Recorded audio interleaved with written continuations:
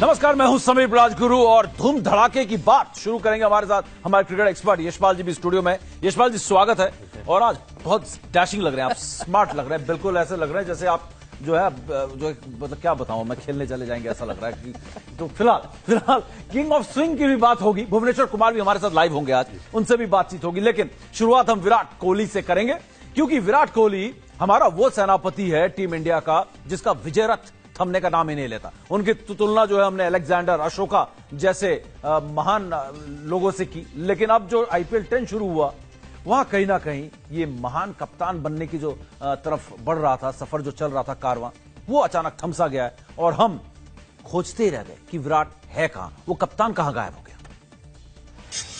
गुजरात ने 7 विकेट से बैंगलोर को मात दी। 2 मैचों में 2 जीत के साथ रॉयल चैलेंजर्स टीम के 5 अंक हैं। पहले बल्लेबाजी करते हुए बैंगलोर ने 134 रन बनाए थे, जिसके जवाब में 37 गेंद पहले ही लायंस ने यह टारगेट पूरा किया। गेल 8, विराट 10 और डिविलियर्स 5 रन बनाकर आउट हुए। 5 मैच में कोहली ने 32.8 की औसत से सिर्फ 164 रन बनाए। यशपाल जी से इससे पहले इस चर्चा को शुरू करूं, हमने रवि शास्त्री हमारे साथ थे और उनसे हमने सवाल पूछा, ये जो बॉडी लैंग्वेज है, ये जो गुस्सा है, हम देख रहे थे कि कैसे डगआउट में जाके या कहीं ड्रेसिंग रूम में जाकर जो गुस्सा उनका दिखता है, जो एक्सप्रेशन दिखता है, क्या इसका असर टीम के बाकी खिलाड़ियों पर भी पड़ता है? तो रवि ने क्या कहा? नहीं, मुझे नहीं लगता। मेरा ख्याल में वो अपसेट था क्योंकि कोई हिल रहा था साइड स्क्रीन के सामने। तो मेरे ख्याल में on the spur of the moment जो गुस्सा था वो उसके बारे में था। मेरे ख्याल में बाकी कुछ चीज पे नहीं। तो इतना फर्क नहीं पड़ना चाहिए टीम के प्लेयर्स के साथ। और रवि शास्त्री से जब हमने विराट के इमोशनल आउटबर्स्ट जो होते हैं, वो एक्सप्लोजन, जो धमाके होते हैं, उसके बारे में पूछा तो रवि शास्त्री का क्या कहना?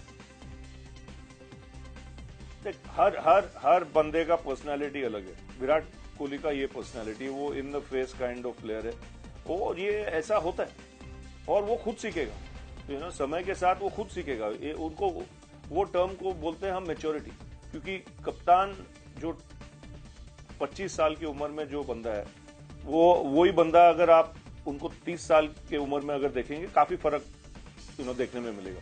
और वो आता है एक्सपोजर से और एक्सपीरियंस के साथ। वो ये सब जो होता है, अगर आप देखेंगे विराट जो था 1 साल या 2 साल पहले, और अगर आप देखेंगे वो उनका जो एक्सप्रेशंस है, जो बिहेवियर है, आज के दिन में अगर आप देखेंगे काफी फर्क है। तो मेरे ख्याल में और 1 साल में और भी फर्क पड़ेगा। चलिए, ये तो रवि शास्त्री की सोच थी, रवि शास्त्री की प्रतिक्रिया थी। यशपाल जी, कहीं ना कहीं जो विराट कोहली IPL 10 में खो गए, एक कप्तान के तौर पर और एक खिलाड़ी के भी तौर पर, क्या हुआ क्या विराट को? देखिए राजगुरु, मैं बड़ा साफ शब्दों में कहता हूं, ये रवि की बात को आगे बढ़ाता हूं कि अब कप्तान बन गए हैं विराट कोहली। भले एक बहुत युवा खिलाड़ी को कप्तान बना दिया है, बहुत ऊंचाइयों पर इस समय है विराट कोहली कप्तान के रूप में अगर देखें, लेकिन जितनी जल्दी वो सीख जाएं, गुस्सा दिखाना चाहिए। लेकिन अगर ये गुस्सा उनकी बल्लेबाजी पर असर डाल रहा है तो मुझे लगता है ये चिंता का कारण है।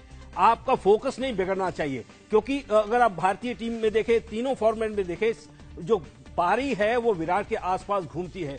T20 की बात करें, एक दिवसीय मैच की बात करें, टेस्ट मैच की बात करें, तो विराट का फोकस नहीं बिगड़ना चाहिए। वक्त के साथ मैच्योरिटी आ जाएगी, लेकिन मैच्योरिटी के लिए काफी बड़ा एक जो है दाम, प्राइस पे कर रही है RCB। भारत ना करे ये बहुत अच्छी बात है, लेकिन शायद एक सवाल, इसके बाद स्विंग के किंग भी हमारे साथ हैं, भूवी भी इंतजार कर रहे हैं कि धोनी से कुछ सीखना होगा कि जो मुश्किल परिस्थितियां होती हैं, विपरीत परिस्थितियों में आप ठंडे दिमाग से फैसला लें, भले ही चीजें आपके खिलाफ जा रही हैं। मेरे दिल की बात आपने कर दिया कि देखिए, बहुत मजे हुए उनके साथ है खिलाड़ी महेंद्र सिंह धोनी, जिसका आपने नाम लिया है। आप उनका करियर देखें, अब जब जीत होती थी तब भी उनके चेहरे पर वैसे ही रहता था कि हाँ जीत हुई है, लेकिन वो ऐसा गुस्सा नहीं दिखता था। और जब हार होती थी तो ऐसा कोई बौखलाहट नहीं दिखती थी। तो मुझे लगता है सीखना चाहिए धोनी से। वाकई में धोनी से सीख भी सकते हैं। चैंपियंस ट्रॉफी में भी साथ होंगे और हमेशा धोनी साथ ही है।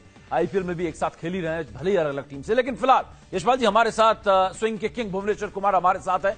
भुवनेश्वर, एक अहम मैच आपका आज, और इस मैच की अहमियत कितनी है आपके लिए, कितना जरूरी है आपके लिए मैच जीतना? थोड़ी देर में Kings 11 Punjab versus Sunrisers Hyderabad. जी भूवे।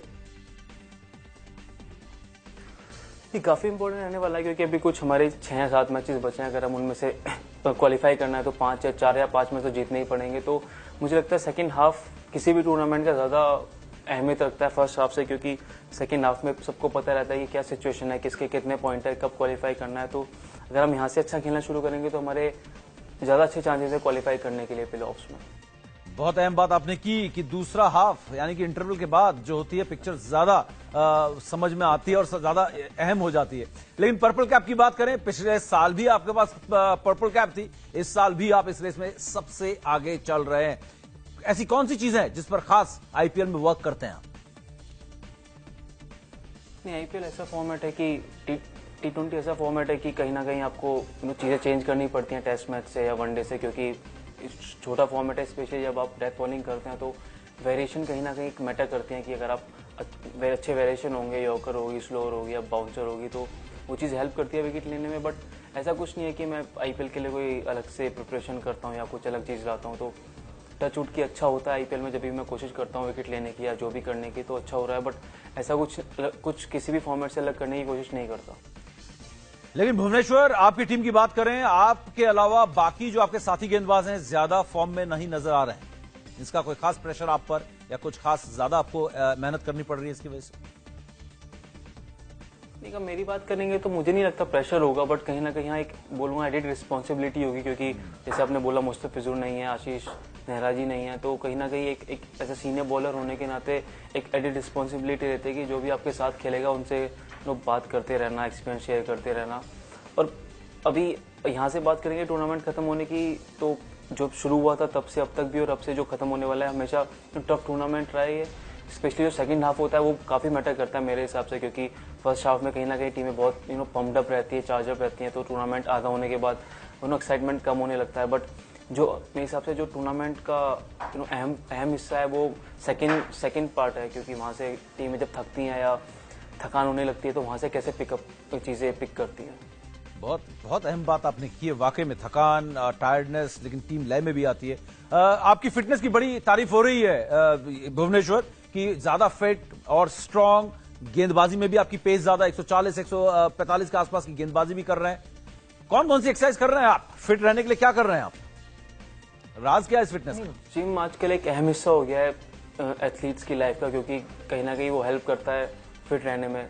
अगर आप देखेंगे तो चीज़ें काफ़ी मैं मिक्स तरीके से करता हूँ, ग्राउंड पे रनिंग करना, जिम में जाना या कार्डियो करना, क्योंकि एक अगर आप एक चीज़ पे ज़्यादा ध्यान देंगे तो कहीं ना कहीं दूसरी चीज़ नीचे जाती है, तो वो क्रिकेट में हेल्प नहीं करता, क्योंकि सारी चीज़ें स्ट्रेंथ ज़रूरी है, आपको ग्राउंड पे भागना ज़रूरी है, तो वो चीज़ें सबको मिक्स करना और बैलेंस में लेके चलना ज़्यादा ज़रूरी है। वाकई कपिल देव वाली रणनीति अपना रहे हैं और ये बहुत कारगर रणनीति है भुवनेश्वर। लेकिन धोनी के प्रदर्शन से हटाए गए थे तो बड़े चौंक गए थे आप, लेकिन अब जो आईपीएल में धोनी का प्रदर्शन है इसके बारे में क्या कहेंगे भुवनेश्वर कुमार? ये बिल्कुल अच्छा लगता है जब वो परफॉर्म करते हैं। सबको पता है कि किस तरह के बैट्समैन अगर 1-2 मैच रन नहीं बनाते तो फर्क नहीं पड़ता है, लेकिन पता है जब वो रन बनाएंगे तो टीम को जिताएंगे। उनका ऐसा नहीं है कि रन बनाए और ठीक है फिर हो गया, लेकिन जब भी वो रन बनाते हैं तो टीम को जिताते हैं। सबसे अच्छी बात है कि इन्होंने अभी रन बनाए और चैंपियंस ट्रॉफी में जाने से पहले रन बना रहे हैं, तो कहीं ना कहीं टीम के लिए वो बहुत अच्छा है। वाकई। लेकिन एक आखिरी सवाल भी आपसे दाग दूं, मौका मिला तो एक और पूछ लूंगा। एम्पायरिंग के बारे में क्या कहना है? लेवल जो है इस बार, स्तर जो है उस पर काफी सवाल उठ रहे हैं।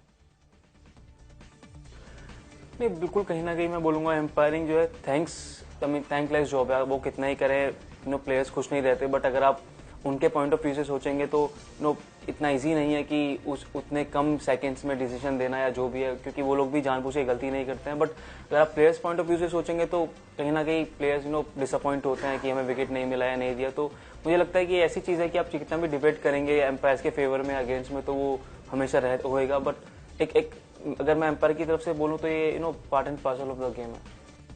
जी भुवनेश्वर, आपका मैच भी है। बहुत बहुत शुक्रिया, आपने हमारे साथ बातचीत की और आज के मैच के लिए आपको ढेर सारी शुभकामनाएं। ऑल द बेस्ट भुवी, अच्छी तरह इसी तरीके से जीतते भी रहे और पर्पल कैप भी आप जीते। फिलहाल यशपाल जी हमारे साथ हैं, एक छोटा सा ब्रेक लेंगे और ब्रेक के उस बार आज का सवाल क्या है इंडिया टीवी देखो बैट जीतो का, और कौन है आज का बैट का चैंपियन, और इसके अलावा कई और ऐसी चीजें हैं जो हम आपको दिखाएंगे, यानी कि point table, orange cap, purple cap, इस ब्रेक के बाद।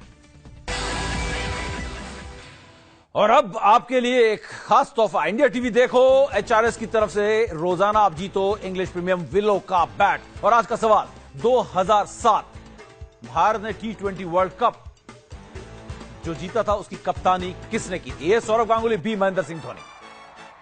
जवाब देने का तरीका बेहद आसान, आप देख रहे हैं CRKT टाइप करें मोबाइल में, ए या बी टाइप करें स्पेस देकर 560 पर हमें भेज दें। और आज कौन जीता है? HRS की तरफ से हमारे कॉन्टेस्ट पार्टनर HRS की तरफ से इंग्लिश विलो का प्रीमियम बैट।